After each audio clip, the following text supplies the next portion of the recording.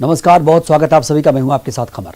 मुख्यमंत्री Bhupesh Baghel video conferencing के जरिए जिला सहकारी केंद्रीय बैंक राजनांदगांव के नवनियुक्त अध्यक्ष नवाज खान के पदभार ग्रहण कार्यक्रम को संबोधित किया। मुख्यमंत्री ने बैंक के अध्यक्ष नवाज खान को नई जिम्मेदारी मिलने पर बधाई और शुभकामनाएं दी। मुख्यमंत्री ने इस अवसर पर राजनांदगांव जिले के वनांचल के गांव मानपुर और मुढ़ीपार में सहकारी बैंक के भवन निर्माण की घोषणा की। इसके साथ ही उन्होंने कहा कि प्रत्येक सहकारी बैंक के भवन का निर्माण 36 लाख रुपए की लागत से किया जाएगा। सीएम भूपेश बघेल ने कहा कि सहकारी बैंक से किसानों को बड़ी उम्मीद है।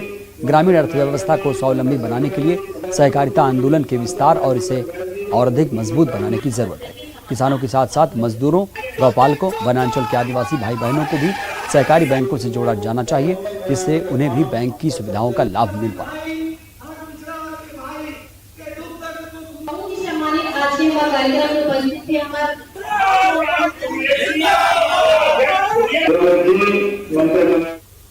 होंगी सबसे पहली प्राथमिकता होगी कि हम लोग किसानों के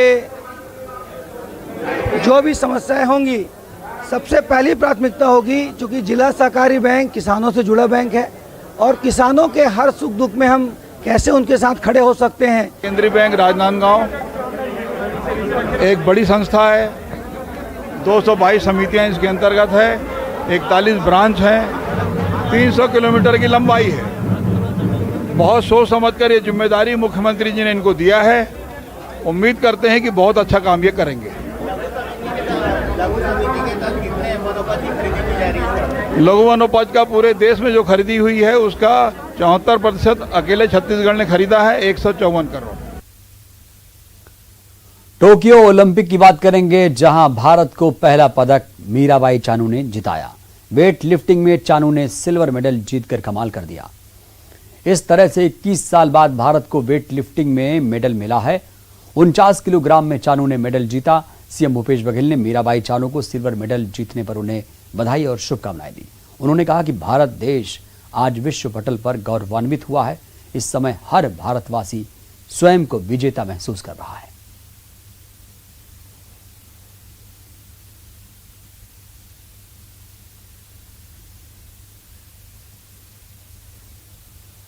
नक्सलियों से लोहा लेने वाली दंतेश्वरी महिला फाइटरों ने एक अलग अंदाज में टोक्यो ओलंपिक में भारत का प्रतिनिधित्व करने वाली सभी खिलाड़ियों को शुभकामनाएं दी।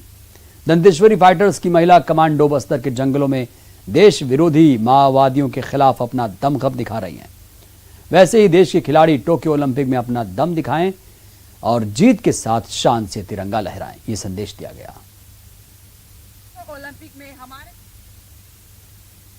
टोक्यो ओलंपिक में भारत देश के 127 खिलाड़ी भाग ले रहे हैं। हम उनके साथ हैं। इस बार हमारे खिलाड़ी सबसे अधिक पदक जीतकर लाएंगे। दंतेश्वरी फाइटर्स कमांडो बस्तर में देश विरोधी माओवादियों को अपना दम दिखा रहे हैं।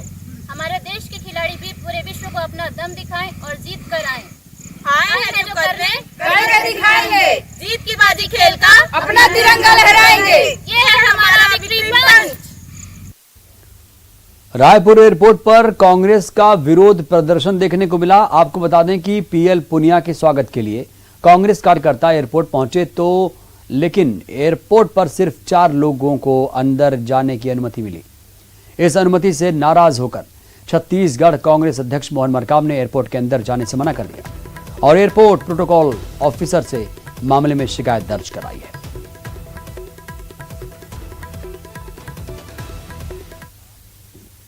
और रायपुर से इस वक्त की बड़ी खबर आ रही है। कांग्रेस प्रभारी पीएल पुनिया सीएम आवास पहुंच चुके हैं। प्रभारी सचिव चंदन यादव, सप्तगिरी शंकर उल्का भी पहुंच चुके हैं सीएम आवास। सीएम हाउस में बस्तर सांसद दीपक बैज भी मौजूद हैं। सीएम भूपेश बघेल से मुलाकात की है। राजनीतिक हालात पर चर्चा लगातार जारी है। तो इस वक्त की बड़ी खबर आप देख रहे हैं रायपुर से, जहां पर राजनीतिक हालात पर लगातार चर्चा मंथन किया जा रहा है। पीएल पुनिया स्वयं सीएम हाउस पहुंचे हैं। दीपक बैज भी सांसद जो हैं वो भी पहुंचे हैं। प्रभारी सचिव चंदन यादव भी मौजूद हैं। सप्तगिरी शंकर उल्का भी सीएम आवास पहुंचे हैं।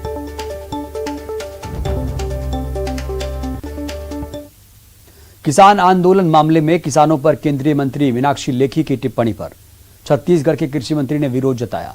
कृषि मंत्री रविंद्र चौबे ने बयान को दुर्भाग्यजनक बताते हुए केंद्रीय मंत्री की बर्खास्तगी की मांग की है। मैं तो आदरणीय प्रधानमंत्री जी से मांग करता हूं कि सारा हिंदुस्तान के किसान देश को आत्मनिर्भर बनाने में जुटे हुए हैं।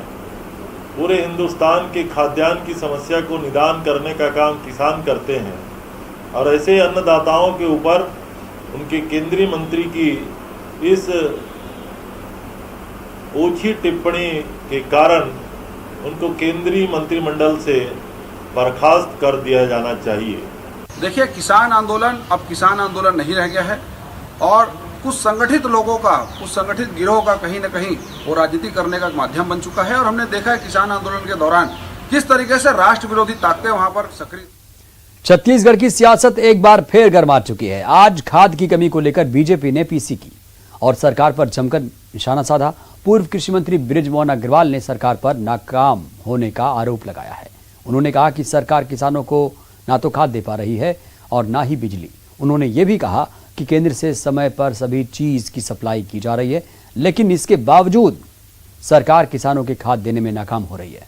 खाद की कमी को लेकर बीजेपी का किसान मोर्चा 26 जुलाई को प्रदेश भर में विरोध प्रदर्शन के रूप में उभरेगा।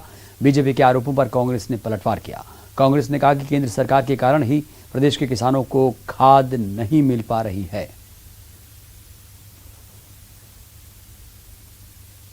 आज खाद के मामले को लेकर, बीज के मामले को लेकर, किसानों के पुराने भुगतान के मामले को लेकर भारतीय जनता पार्टी किसान मोर्चे ने तय किया है कि आने वाली 26 जुलाई से जब विधानसभा का सत्र प्रारंभ हो रहा है तो उस समय पूरे प्रदेश में सभी विधानसभा के स्तर पर किसान मोर्चा प्रदर्शन करेगा, आंदोलन करेगा और राज्यपाल के नाम पर ज्ञापन देगा और हम सभी विधायक जो भारतीय जनता पार्टी के हैं वो विधानसभा में इस मुद्दे को उठाएंगे। भारतीय जनता पार्टी को किसानों से माफी मांगनी चाहिए। देश में आज भी किसान आंदोलनरत है और 7 महीने से ऊपर की लड़ाई हो चुकी है। 700 से अधिक किसानों की शहादत हो चुकी है। एक और जहां केंद्र की नरेंद्र मोदी सरकार छत्तीसगढ़ राज्य को ना उर्वरक दे रही है, ना खाद दे रही है, ना डीपीसी दे रही है और दूसरी ओर भारतीय जनता पार्टी राष्ट्रीय उपाध्यक्ष डॉक्टर रमन सिंह के नेतृत्व में यहां पर लड़ाई लड़ने का बात कर रही है। भारतीय जनता पार्टी का दोहरा चरित्र प्रदेश के किसान जान चुके हैं। जहां एक और 7 लाख मीट्रिक टन चावल लेने की बात केंद्र सरकार ने कही थी और लिया मात्र 20 लाख मीट्रिक टन। किसानों के साथ छलावा करने का काम भाजपा ने किया है। राज्य महिला आयोग की पूर्व अध्यक्ष और बीजेपी नेता हर्षिता पांडे ने खुले बाजार में धान की नीलामी और दर को लेकर मंत्रिमंडलीय उपसमिति के निर्णय पर सवाल उठाया। हर्षिता पांडे ने कहा कि धान की नीलामी पर जिस तरह से छत्तीसगढ़ सरकार ने फैसला लिया उससे सरकार का किसान विरोधी चेहरा सामने आ गया। वहीं बीजेपी के आरोपों पर कांग्रेस ने भी पलटवार किया। कांग्रेस के संचार विभाग के प्रमुख शैलेश नितिन त्रिवेदी ने कहा, धान की बर्बादी के लिए केंद्र सरकार जिम्मेदार है। छत्तीसगढ़ शासन ने निर्णय लिया है। मुझे लगता है किसान विरोधी चेहरा छत्तीसगढ़ शासन का स्पष्ट सामने आ गया है। एक तरफ सरकार 2500 रुपए प्रति क्विंटल में धान खरीदती है, दूसरी तरफ इसको बेचने का निर्णय मंत्रिमंडल में लिया जाता है कि 1400 और 1300 रुपए प्रति क्विंटल में इसको खुले बाजार में बेचा जाएगा। क्या सरकार जवाब देगी इस चीज का कि 800 से 1000 रुपए प्रति क्विंटल जो नुकसान होने वाला है इसका वहन कौन करेगा? सरकार तो अपनी जेब से इनके मंत्री करेंगे नहीं। ये पूरा का पूरा जो लोन कर्जा लिया जा रहा है वो छत्तीसगढ़ की भोली भाली जनता के कंधे पे लाद दिया जाएगा। भाजपा और भाजपा की केंद्र सरकार का किसान विरोधी चरित्र उजागर हो रहा है। इससे स्वामीनाथन कमेटी की सिफारिश C2 + 50% यदि दिया जाए तो 2500 रुपए से अधिक देना पड़ेगा। लेकिन भाजपा की केंद्र सरकार दावा तो करती है स्वामीनाथन कमेटी की सिफारिश लागू करने का, लेकिन उससे किसान और किसान के परिवार की मेहनत को घटा देती है। इस विसंगति के लिए, इस आर्थिक क्षति के लिए भाजपा की केंद्र सरकार उत्तरदायी है। और यहां रुकेंगे एक छोटे से ब्रेक के लिए। ब्रेक के बाद स्वागत है आप सभी का। छत्तीसगढ़ माध्यमिक शिक्षा मंडल कल 12वीं बोर्ड का परिणाम जारी करेगा। कल दोपहर 12 बजे से स्कूल शिक्षा मंत्री प्रेमसाय सिंह टेकाम रिजल्ट जारी करेंगे। 12वीं बोर्ड की परीक्षा में 2,83,000 परीक्षार्थी शामिल हुए थे। कोरोना के कारण 12वीं बोर्ड के परीक्षार्थियों ने घर बैठे परीक्षा दी है। इस बार 12वीं बोर्ड के परिणाम के बाद असंतुष्ट छात्र छात्राओं को पुनर्मूल्यांकन के लिए अवसर नहीं दिया जाएगा। इसके लिए माध्यमिक शिक्षा मंडल की परीक्षा फल समिति ने पहले ही फैसला लिया था। इसके अलावा छात्र पुनर्गणना भी नहीं करा पाएंगे। वीडियो कॉन्फ्रेंसिंग के जरिए ऑनलाइन रिजल्ट जारी किए जाएंगे। मेरिट लिस्ट को लेकर हालांकि संशय बरकरार है।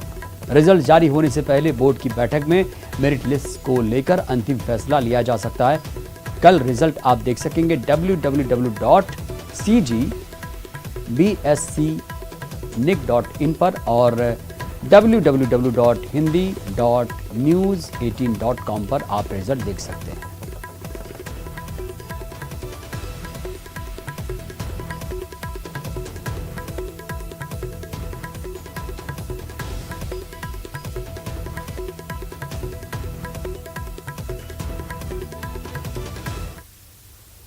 तो बुलेटिन में इतना ही। आगे देखिए इस वक्त की सुर्खियां।